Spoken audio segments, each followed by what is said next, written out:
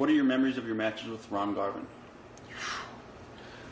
I wished many times I'd have just found a building to jump off of.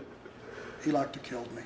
It was, oh, I don't know what to say. It stands out. I mean, there's a few guys that stand out. I mean, there's Buzz Sawyer. You know, I've been in fights with him that were just brutal. Ronnie Garvin is another one. Besides being just a great wrestler, Ronnie Garvin could stretch you with just his legs and just stand up over you, and he'd have you hooked with just his legs. His arms would be free. Slap you in the face, you know, chop you till your chest bled. But he didn't mind standing there taking it either. So he's a guy I really respected and carried himself as a gentleman outside the ring. How about Dusty Rhodes? Again, most charismatic guy I ever been in the ring with. He could talk him into the arena, and when he got him there, Dusty could perform. And for a guy his size, you know, to have that much charisma, you never, you know, there was always, and I was never one of the guys because, let's face it, like I said, I didn't have one of those great bodies either. There was always the downside of Dusty's body and the fact that he wasn't in shape. When the bell rang, you never saw Dusty Rhodes' body. You saw this charisma that loomed around him, and he hooked the crowd and he held them in, held the bell.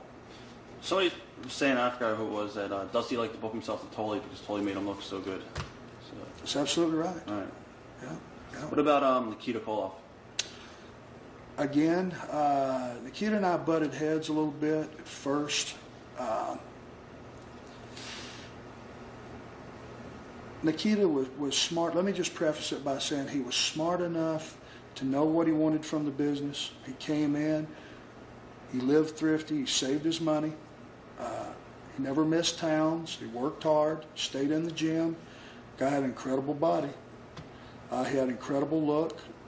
His intensity was up. And he got what he wanted out of the business, and he got out. And I respect that. He walked away instead of hobbling away, like a lot of us have. He and I butted heads on some occasions because he didn't treat some of the underneath guys properly. And I had a problem with that.